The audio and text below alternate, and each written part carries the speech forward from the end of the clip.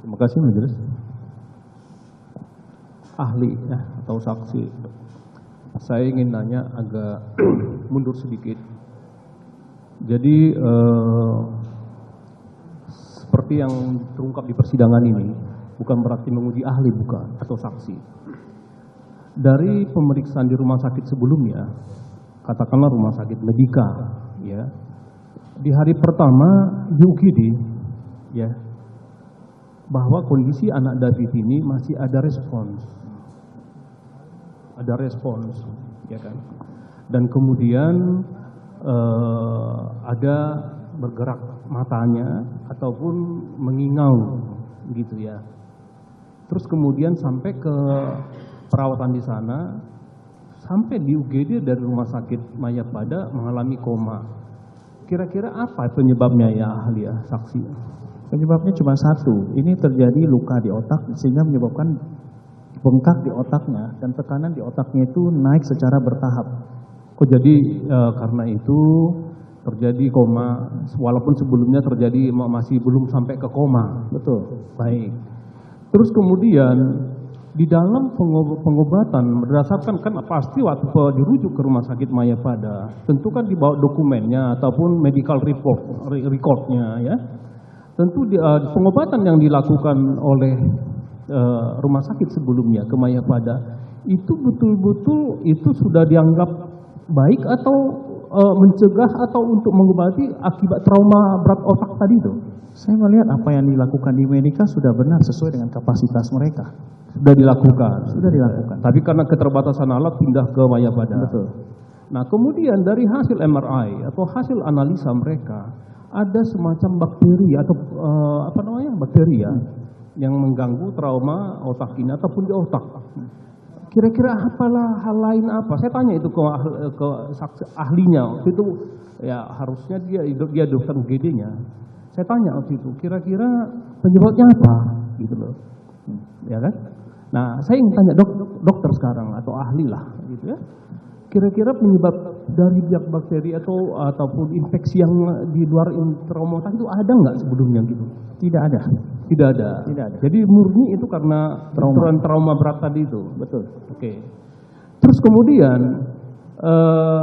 dikirim ke Mayapada. Ya toh, kemudian dilakukanlah pengobatan sesuai dengan SOP yang ada di Mayapada. Nah, di saat udah dilakukan pengobatan sampai saya ada pertanyaan saya masih sebatas di UGD. Pertanyaan saya, di saat dikasih obat di UGD ataupun dilakukan pengobatan oleh dokter yang menerima di UGD Mayapada rumah sakit Medika, pertanyaan saya, apakah setiap pemberian obat dan analisa yang dilakukan dokter di UGD dikonsul nggak ke ahli saraf atau ahli mengenai yang menduga bahwa ini karena trauma berat, karena benturan benda tumpul? Setiap kasus trauma itu dokter UGD memiliki kompetensi untuk melakukan pengobatan. Oke. Apalagi kalau kasus itu cukup darurat, maka dokter jaga harus mengambil keputusan berdasarkan kondisi darurat yang dia temui. Ya. Nah, ketika kondisinya itu sudah mulai tertanganin, dia biasanya akan melaporkan kepada dokter on call saat itu. Maksud saya semua tindakan itu dia ambil sendiri atau enggak on call juga, enggak melakukan on call? Jadi semua tindakan darurat itu boleh dilakukan oleh dokter UGD. Namakan dokter unit gawat darurat. Jadi semua kasus yang darurat, dokter jaga, dokter UGD berhak untuk mengambil tindakan. Saat itu dia memiliki otoritas. Betul. Oke. Terus kemudian ahli mengatakan tadi bahwa dilakukan, saya kembali ke stem cell ya. Stem cell tadi itu kan munculnya untuk dari darah gitu ya, untuk memperbaiki selnya yang terganggu atau rusak. Pertanyaan saya, apakah dalam usia anak David ini pemberian stem cell itu ataupun langkah-langkah lain untuk, karena kan masih muda ya, kemungkinan regenerasi sel juga masih ada. Dari analisa dokter ya, dari analisa ahli saksi, apakah kemungkinan dari stem cell ataupun pengobatan jangka panjang itu dari usianya juga gitu ya, dimungkinkan untuk nggak perbaikan batang otak yang terganggu tadi? Batang otaknya sih nggak kena, tetapi area jembatan tadi namanya corpus callosum tadi itu setelah kita berikan stem cell, kita MRI ulang, dia masih ada bekas lukanya di sana. Ada bekas lukanya. Masih ada bekas luka di sana. Nah, terus kemudian pengobatan yang dilakukan oleh superfusi oleh dokter dengan melibatkan semua ahli-ahli, baik itu fisioterapi ataupun yang lain-lain, dilakukan di bawah koordinasi ataupun supervisi dokter. Betul. Ya kan? Nah, pengobatan yang dilakukan sekarang itu masih simultan seperti itu atau gimana? Yes. Masih simultan. Masih ya? simultan. Nah, dari perkembangan sampai dari dia datang sampai sekarang itu ada progresnya ya? Ada progres. Secara fisik? Secara fisik, ya ada progres. Mentalnya? Mentalnya membaik tetapi tidak banyak. Artinya membaik? Artinya ada membaik. Oke. Terus kemudian, saya mau nanya ya, kalau pengobatan yang dilakukan oleh ini, seperti yang ditanya oleh majelis tadi, ini jangka panjang, tapi tidak juga bisa dipastikan kapan, Betul. ya kan? Jadi kalau dari usia anak David diperkirakan 16-17 ya, karena kelas 1 SMA. Dari pengalaman dokter dan jurnal-jurnal yang terbit dari berbagai kalangan media, medis, ada enggak seperti ini akan dari 5% tadi itu? Karena dari dokter yang kemarin mengatakan 10% gitu loh. Ada enggak kemungkinan perbaikannya gitu? Perbaikan mungkin masih ada, Ya. tetapi kemungkinan besar pasti juga ada gejala yang menetap. Gejala yang menetap karena tadi trauma dan bekasnya itu masih ada. Terus kemudian tadi dokter mengatakan bahwa sekarang ini pengobatan dilakukan jangka panjang. Karena ini keterkaitan dengan apa yang terungkap di fakta di persidangan ini, dokter atau ahli ya, atau saksi, kita nggak tahu dan awam terhadap pengobatan seperti ini. Dan apa yang terjadi sangat kita sesalkan, gitu ya. Nah, sekarang saya ingin nanya, dari usia 16 tahun, mungkin nggak puluhan tahun ke depan itu masih tetap pengobatan serupa atau ada nggak perbaikan-perbaikan untuk pengobatan sehingga seperti yang sampaikan majelis tadi, ada varian-varian yang udah bagus diperbaiki. Jadi ada namanya analisa terhadap pengobatan-pengobatan setelah secara periodik diperiksa ataupun dikontrol. Perbaikan itu tergantung daripada otaknya pasien. Otaknya. Memang pasti mungkin, kita sih berharap ada perbaikan. Ya. Tetapi kita tidak menutup kemungkinan pasti ada gejala sisa yang menetap sampai seterusnya. Seterusnya. Betul. Kalau seterusnya itu artinya kita nggak bisa ya pastikan. Tadi dokter ahli mengatakan peraih pertanyaan dari kami atau dari saudara jaksa penuntut umum itu dan hakim tidak bisa dipastikan apa yang kejadiannya akan datang. Betul. Gitu. Terus kemudian juga saya tertarik mengenai tentang sosialisasi yang dilakukan untuk pengobatan ataupun apakah itu untuk membuat memorinya kembali pulih atau pengobatan lebih cepat atau bagaimana? Sosialisasi itu bagaimana kita membuat bagaimana pasien tersebut bisa kembali ke kehidupan sosial. Kehidupan sosial. Nah, ini penegasan saksi ya. Karena di persidangan ini sekali lagi ingin saya nanya penegasannya, apakah saksi pernah diminta ya untuk memberikan referensi mengenai tentang biaya LPSK? Oh, tentu tidak dong. Tidak ya. Tidak. Penegasan karena di persidangan itu muncul referensi itu. Oke. Terus kemudian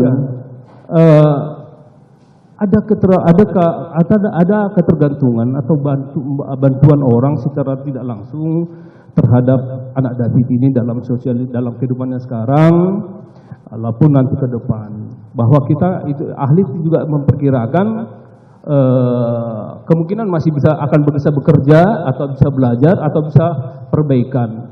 Penegasan saya hanya minta penegasan dari penjelasan ahli tadi itu, apakah saya minta penegasan dimungkinkan nggak sih gitu ya bahwa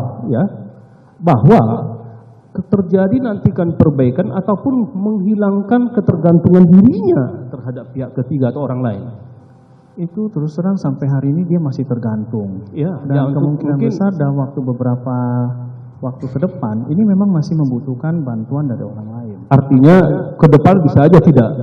Kalau kata tidak atau iya itu kita harus observasi dulu secara berkala. Dengan kata lain, observasi yang dilakukan saksi sebagai dokter yang penanggung jawab utama, artinya ada perbaikannya.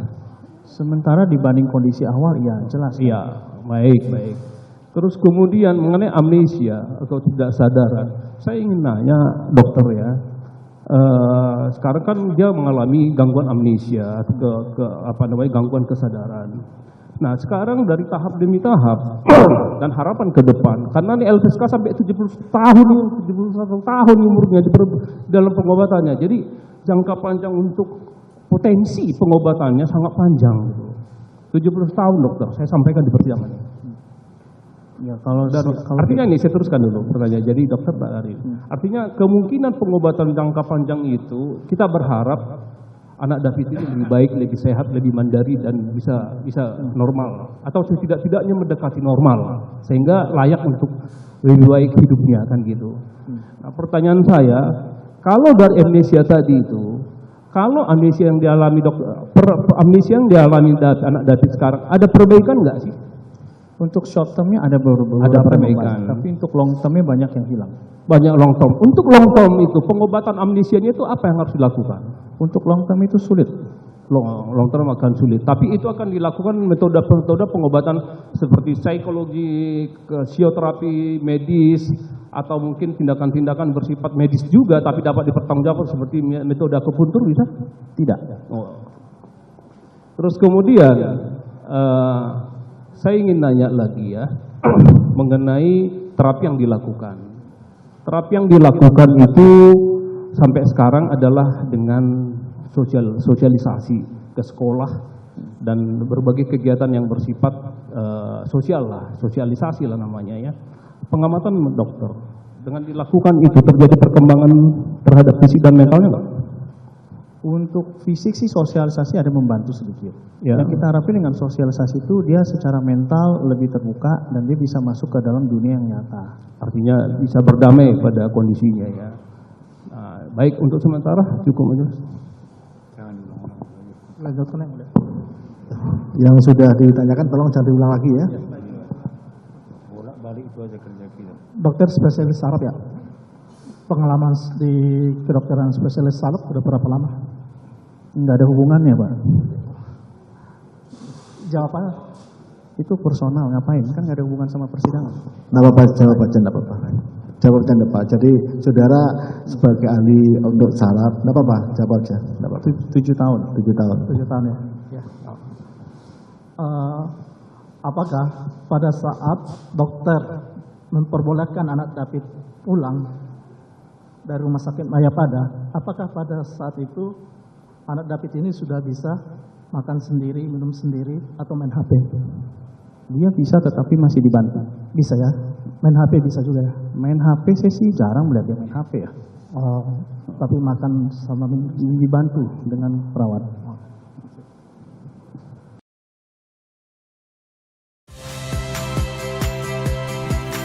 Saya Tifa Solesa. Saksikan program-program Kompas TV melalui siaran digital, pay TV, dan media streaming lainnya. Kompas TV, independen, terpercaya.